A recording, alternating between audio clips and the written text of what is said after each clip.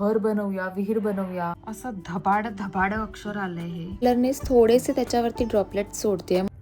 I think एकत्रच काढलं असतं तर बरं झालं असतं. ही पावलं मी कॅनव्हास पेपरनेच कापली आणि त्याला मी फॅब्रिक कलर यूज करते. बोल्ड अक्षरात लिहिलं जाईल या नाही. ओके.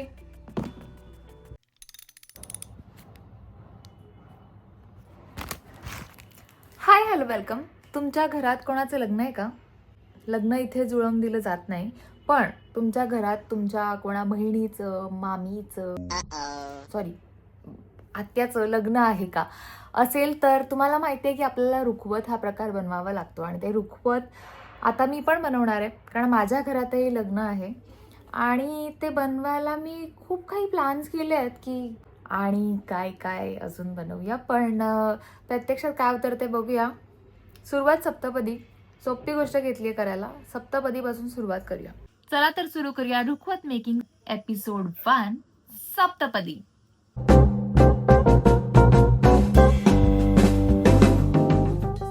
मी असं विचार करते की हे 7 पाय सप्तपदी ज्या पानावरती चिकटवणार आहे त्याला थोडासा असा जीर्ण झालेला इफेक्ट देईन, जुन्या पानांसारखा.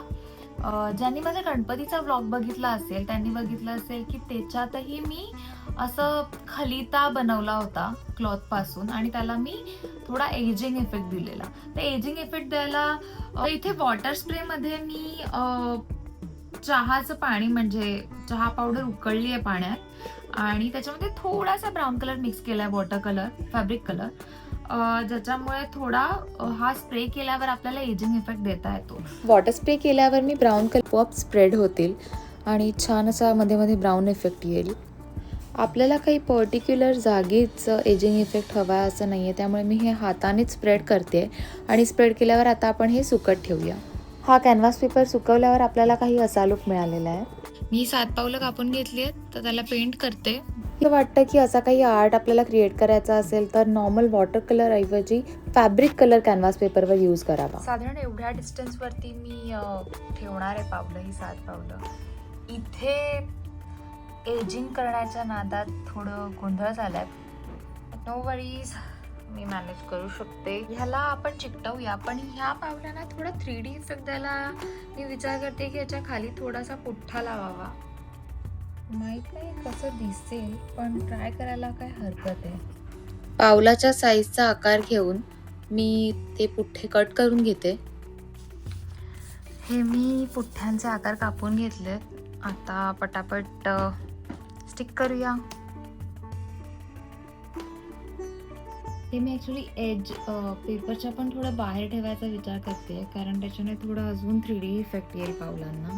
पावलं तर काढली आहेत मी, पण आता बोटांना पण तसाच 3D इफेक्ट देणं कदाचित थोडं मुश्किल जाणार आहे. पावलं वेगळी, बोटं वेगळी असं नको वाटायला आता.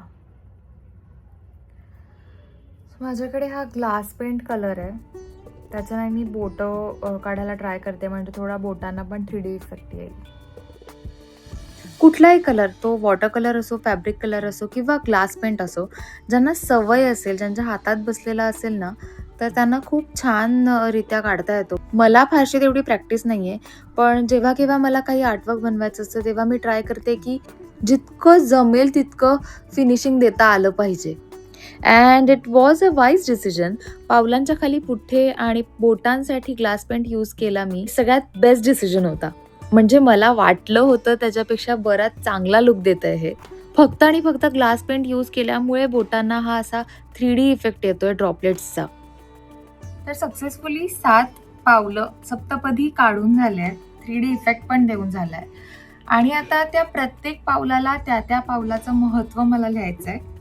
तर ते मी मोस्टली वॉटर कलर किंवा स्केच पेननेच लिहिणार आहे. असे मी काही रेफरन्स काढले आहेत आणि त्यानुसार आता लिहायला सुरुवात करते. मी प्रत्येक पदाचं नाव वॉटर कलर यूज करून पेंट ब्रशनीच लिहायचा प्रयत्न करते, म्हणजेच प्रत्येक पदाचं नाव हे खूप बोल्ड. अशा वेळी वाटतं आपल्याला कॅलिग्राफी का नाही येत. मी पेंट ब्रशने लिहिते तर आहे, पण अगेन मला नेहमीची सवय नसल्या कारणाने जितकं एक्सपेक्टेड होतं तितका चांगला रिझल्ट मला मिळत नाही आणि लिहून झाल्यावर मी काही करू पण शकत नाहीये. जरा जास्तच बोल्ड अक्षर आलं. सप्तपदी लिहिल्यावर जेवढी मजा यायला हवी होती तेवढी मजा येत नाहीये. आय थिंक माझ्याकडे एकदम बारीक असा कलर ब्रश नव्हता म्हणून असं झालंय, पण आता मला ह्याला सुधारावं लागेल काही करून.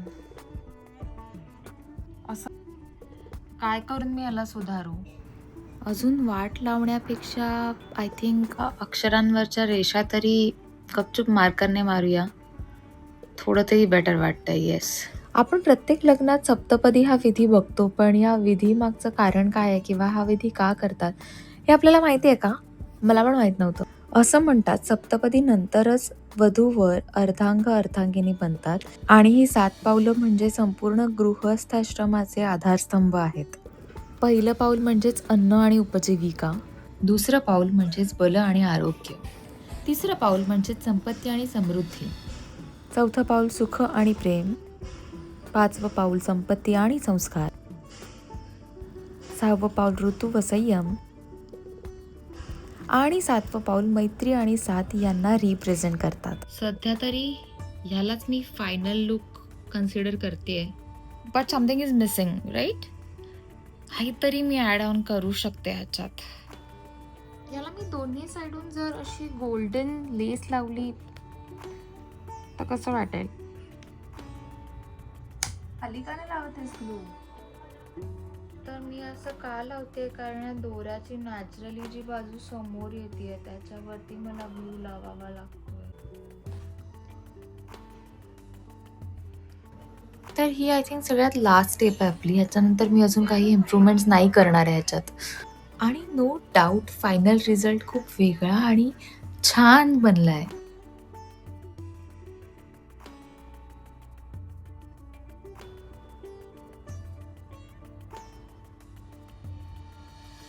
Proud maker of this art. Proud maker of this art.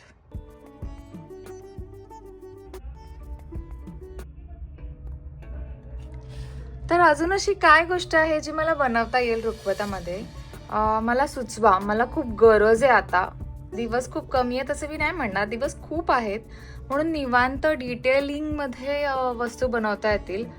अजून काय बनवावं जे खूप छान आहे आणि जे परंपरागत आपण बनवत आलो आहे, पण त्याच्यामध्ये काहीतरी मला वेगळं करता येईल असं प्लीज प्लीज प्लीज नक्की सुचवा. भेटूया पुढच्या ब्लॉगमध्ये, रुखवत एपिसोड 2.